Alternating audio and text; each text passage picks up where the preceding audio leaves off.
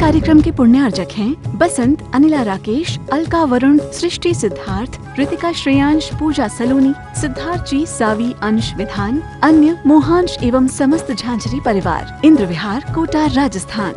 ये शांतिराग रुचि भी परमाणु भी स्तव निर्मापिता त्रिदिवनैकैललाम भूत यते समानम परम नहि रूपमस्ति यते समानम परम। इन शावक सेविकाओं की भक्ति की वजह से, श्रद्धा की वजह से, समर्पण की वजह से आसन मान तुम इतना बड़ा चमत्कार पैदा कर पाए। न भूतो न भविष्यति। कहां तो एक सिंपल सा व्यक्ति, और कहा भगवान की भक्ति में जब उनका मन डूबा तो इतने महान आचार्य बन गए। एक सज्जन मुझे कह रहे थे, बोले महाराज वो सिंपल सा पानी जो कहीं गिर जाए जमीन पर, सड़क पर गिर जाए तो कीचड़ बन जाता है, गंदगी बन जाता है, बदबू मारने लगता है, कोई देखना पसंद नहीं करता है। पीने की बात तो छोड़ो, जीभ पर रखने की बात तो छोड़ो, उस गंदे पानी को कोई देखना पसंद नहीं करता है। वो पानी जब भगवान के मस्तक पर चढ़ता है, वो पानी जब भगवान के मस्तक पर अभिषेक बन के चढ़ जाता है तो लोग उसको माथे पर लगाते हैं, लोग उसको गंदों तक मानते। निर्मलम निर्मलीकरणम पवित्रम पापनाशनम। क्या पवित्रम और पापनाशनम? बताओ, फेक होती है और वो जय होती है, वो पानी भगवान के मस्तक पर चढ़ा है। तो सज्जन मुझसे कह रहे थे, बोले महाराज भगवान के चरणों की महिमा देखिए कि देखो पानी पवित्र बन जाता है, पानी पवित्र बन जाता है। ये तो कुछ महिमा नहीं। मैंने कहा ये कुछ महिमा नहीं है, भगवान के चरणों की महिमा देखिए कि पानी तो पवित्र बन जाता है पर पापी भी पवित्र बन जाया करता है।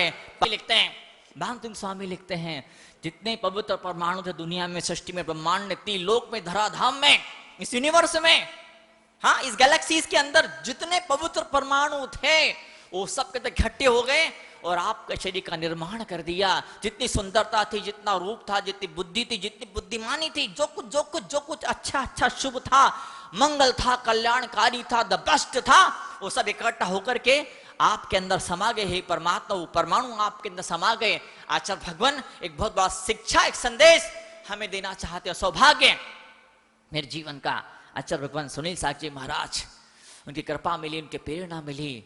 और कई सारी बार मैंने कल भी देखा, मैंने परसों भी चेक किया, पिछले कई सारे वर्षों मैंने चेक किया, जब भक्तामृत के श्लोकों को जब मैं कुछ कहने की जरूरत करता हूँ, कुछ कोशिश करता हूँ, कुछ प्रयास करता हूँ, और जब कीर्तन सावचार पर कुछ कहने के प्रयास करता हूँ तो क्या मालूम कहाँ से अवतार होना शुरू होता, कुछ चिंतन का, कुछ विचारों का, कुछ बातों का।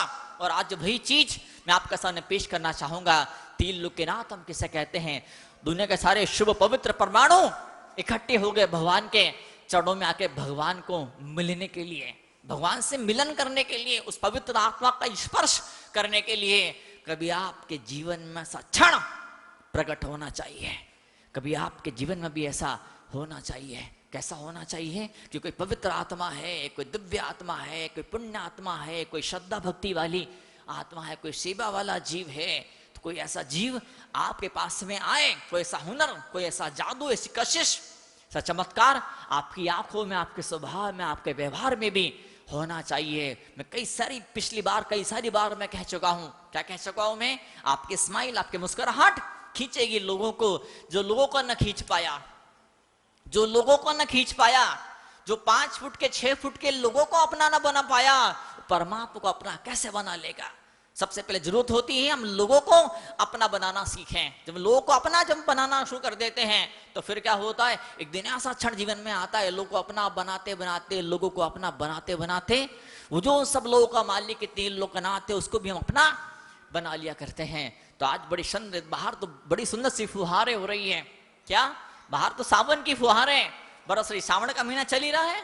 आज तो वैसे भी क्या है, रविवार का दिन है, छुट्टी का दिन है। आज छुट्टी का दिन है तो लोग मौज मस्ती निकल रहे हैं, लोग लेट सो के उठ रहे हैं, लोग पार्टीज में जा रहे हैं, लोग जने कहाँ कोई हिल स्टेशन जाने का प्लानिंग कर रहा होगा, कोई कहीं किसी होटल में जा रहा होगा, कोई पैसे वाले आइलैंड पे आज के दिन वो जाने का जा चुके होंगे, प्लानिंग कर रहे होंगे।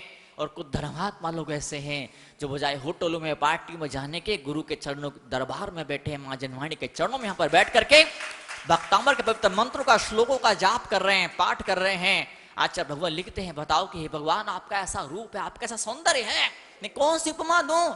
हजारों मिस यूनिवर्स, हजारों मिस यूनिवर्स, हजारों मिस्टर यूनिवर्स आप पर कुर्बान हो जाएं तो भी आपकी सुंदरता का मैं बखान उपमा मैं नहीं दे सकता हूं। मैं ऐसे मंगल पवित्र सौंदर्य, अरे भगवान की सुंदरता की बात छोड़ दीजिए, भगवान की सुंदरता की बात छोड़ दीजिए, भगवान की सुंदरता तो बहुत बहुत ऊंची है, वो तो छोड़ो। भगवान जिस सिंहासन पर बैठते हैं, भगवान जिस सिंहासन पर बैठते हैं, उस सिंहासन का एक छोटा सा कोना टूट जाए, टूटता नहीं है, जस्ट कंसीडर, एग्जांपल, उदाहरण के रूप में मानिए, भगवान जिस सिंहासन पर बैठते हैं, उस सिंहासन का इतना सा कोना टूट जाए ना, इतना सा कोना टूट जाए, वो इतना सा कोना इतना कीमती होता है, इतना कीमती होता है कि बड़े बड़े सम्राट, बड़े बड़े राजे महाराजे आ जाए, बड़े बड़े मिलीनियर बिलियनियर टिलियनियर आ जाए, बड़े बड़े क्या बिल गेट और एलन मस्क हो जाए, कौन कौन इकट्ठे हो जाए, ऐसे हजारों लाखों अरब खरपति पैदा हो जाए, खड़े हो जाए, तो भगवान के सिंहासन का छोटा सा कोना भी ये लोग नहीं बना सकते हैं। वो जादू, वो चमक भगवान के सिंहासन के अंदर हुआ करती है, वो अष्टपति हार्य, क्या मतलब यूं कहो कि क्या कुदरत की रचना अपने आप में हुआ करती है। जब भगवान जब बैठते, कभी आपने देखा कि भगवान बैठे हो, न वह छत्र है, न चमर है, न भामंडल है, न सिंहासन, कुछ अट प्रत्यार नहीं है, न कोई इंद्र है, न कोई देवता है, न कोई देवियां है, न राजे है, न महाराजे, कुछ नहीं है। वो सड़ी सी झोपड़ी के आसपास बैठे हुए हैं, बदबू मारती सड़क के किनारे बैठ के तीर्थंकर भगवान अपना उपदेश दे रहे हैं। ऐसा कभी हो सकता है क्या?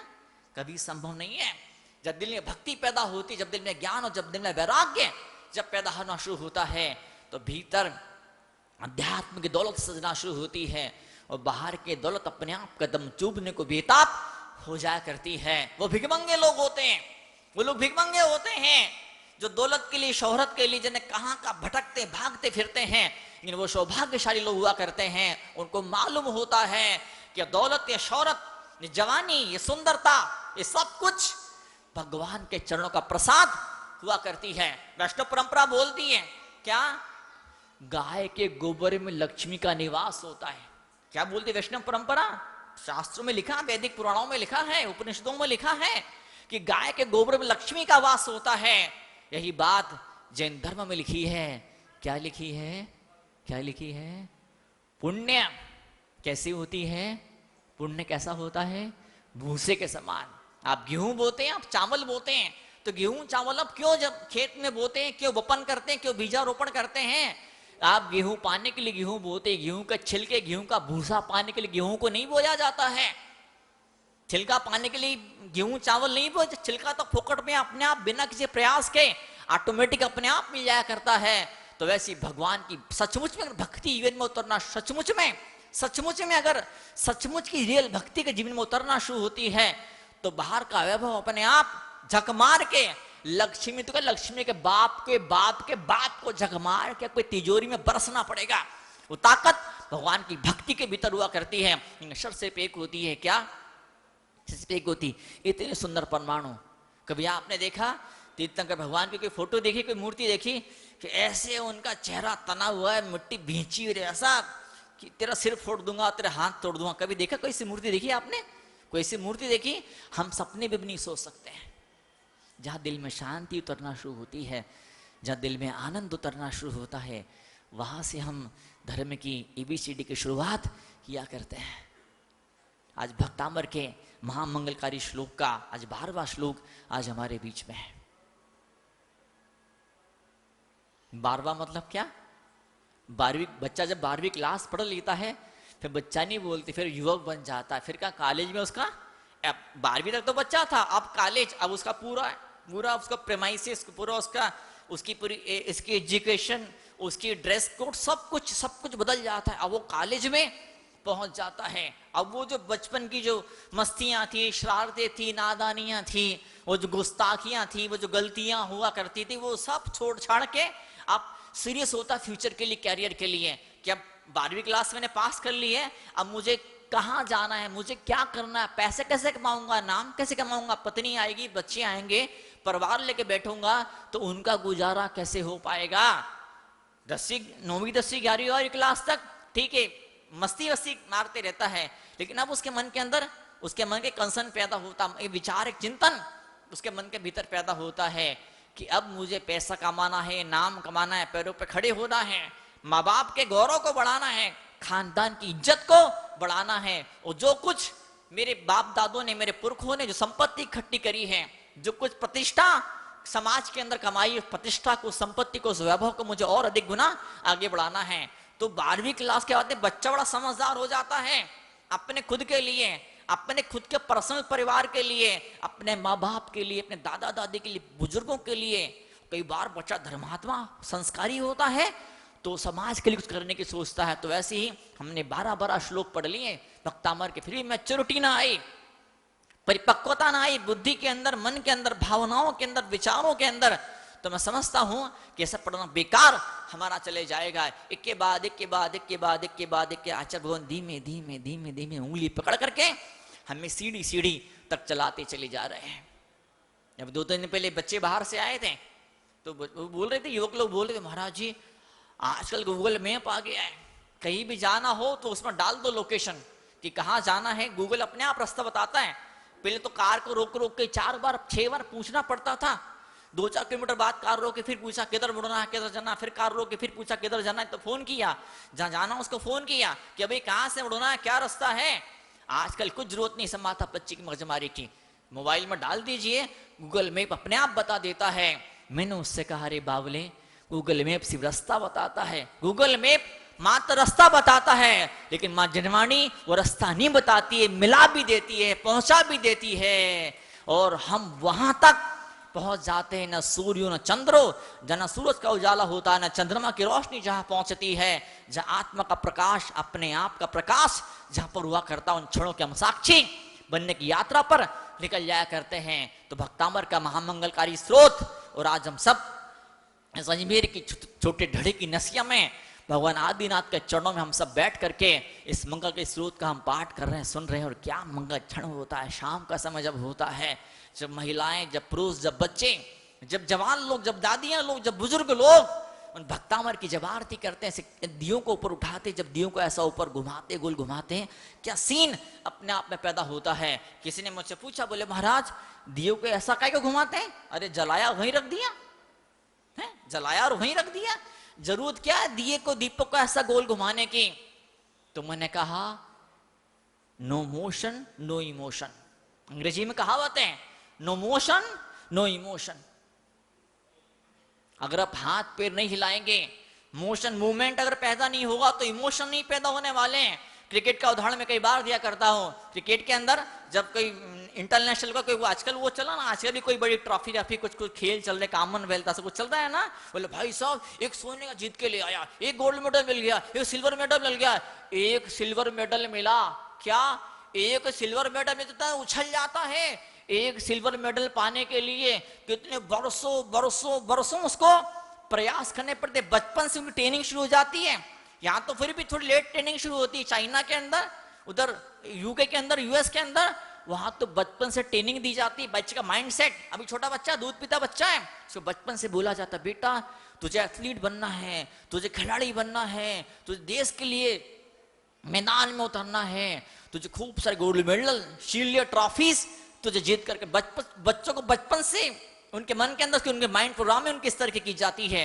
और इसी तरह से जब धर्म के स्वभाव में आते हैं, जब धर्म की घुट्टी हमको अपने साधु लोग पिलाते हैं, तो हमेशा एक बात बोलते, क्या तुझे मोक्ष में जाना है, तुझे परमात्मा से मिलना है, आत्मा को उस परमात्मा से मिलना। जब तक ये आत्मा उस परमात्मा से नहीं मिल लेती है तब तक मिलन अधूरा होता, तब तक दुनिया की चीजों से मिल लेते, दुनिया के लोगों से मिल लेते हैं, लेकिन अपने आप से मिलने का मौका, सौभाग्य, वो क्षण हम नहीं प्राप्त कर पाते। रही वजह होती है कि कई सारे बड़े बड़े ऐश्वर्यशाली, वैभवशाली, सफलतम लोग जीवन के अंतिम क्षणों में ऐसे टूटे हुए, बिखरे हुए बेचारे मरते हैं। मौत के गाल में, काल के गाल में ऐसे समाते हैं जैसे कभी हुए ही नहीं थे। इससे टूट के, बिखर करके भीतर से बिखर जाता है इंसान, है ना कि वो अगर गोंद होता है, वो कागज को आपस में जोड़, गोंद हो, फेविकॉल हो, क्यों फिक्सो को कागज को आपस में जोड़ देता है। सिलाई की मशीन कपड़ों को आपस में जोड़ देती है, और भगवान की भक्ति दिल के तारों को जोड़ देती है। एक तार वहां बिखर रहा है, एक वहां बिखर रहा है, एक वहां बिखर रहा है, एक विचार वहां जा रहा है, एक भावना वहां, एक भावना बोलती चलो मंदिर चलो, दूसरी तरंग मन में पैदा होती है, हट क्या करेगा मंदिर जा करके।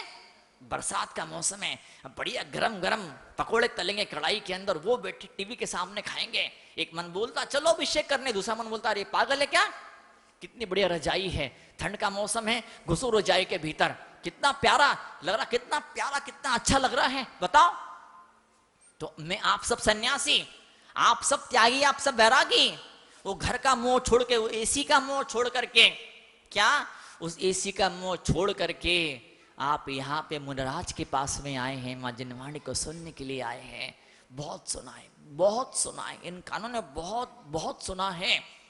बचपन से लेकर मरने तक हम कुछ न कुछ सुनते रहते हैं, कुछ न कुछ सुनते रहते हैं, लेकिन कभी कभी इस जिंदगी के राहों में वो हसीन, वो सुहाना मुकाम आता है, क्या कि जीवन के सफर में कोई ऐसा पॉइंट, कोई ऐसा बिंदु आता है जब हमको भीतर का दिया जलाने की प्रेरणा मिलती है, भीतर से कोई देवता आवाज देता उठो जागो, बहुत जी लिए, बहुत जी लिए अपने अपने परिवार के लिए, अब जियो समाज के लिए, तो सोशल ग्रुप बन जाते हैं, अब जियो धर्म के लिए, तो क्या होता है, तो आध्यात्मिक संस्थाओं के अंदर इंसान घुस जाता है, गौशालाओं में, अनाथ आश्रमों में, चिकित्सालयों में, इंसान विधवा आश्रमों के अंदर अपनी सेवाओं को देना शुरू कर दिया करता है। तो वो भी क्या जिंदगी होती है जो जिंदगी से अपने लीजिए आती है, बस मैं। तो आज के मंगल क्षण इतने सारे लोग बैठे हैं, मुझे खुशी सोशल ग्रुप को यहां पर देकर के, आपके राष्ट्रीय अध्यक्ष पुराने वाले, उसके पुराने वाले, कई सारे लोगों से व्यक्तिगत रूप से मेरा परिचय रहा, और आज आपका पूरा ग्रुप यहाँ पे बैठा हुआ है। हाँ, रूप सिंह जी हैं अध्यक्षा महोदय, यहाँ प्रदीप जी हैं, और कई नारेली के अध्यक्ष महोदय हैं, और कई सारे पदाधिकारी आपके, मैं नाम भी नहीं जानता हूँ लेकिन शक्ल अच्छी तरह से देख रहा हूँ मैं। क्या मैं कई बार कहा करता हूँ मैं कि अगर आप जेल में जाओगे, अगर आप जेल में जाओगे, जो जो मिलेंगे जेल में जाओगे, जो जो भी लोग आपको मिलेंगे वो सब कौन मिलेंगे, गुंडे, बदमाश, चोर, उचक्के, उठाई गिरे। इस कार्यक्रम के पुण्यार्जक हैं बसंत, अनिला राकेश, अलका वरुण, सृष्टि सिद्धार्थ, ऋतिका श्रेयांश, पूजा सलोनी, सिद्धार्थ जी, सावी, अंश विधान, अन्य मोहांश एवं समस्त झांझरी परिवार, इंद्र विहार, कोटा, राजस्थान।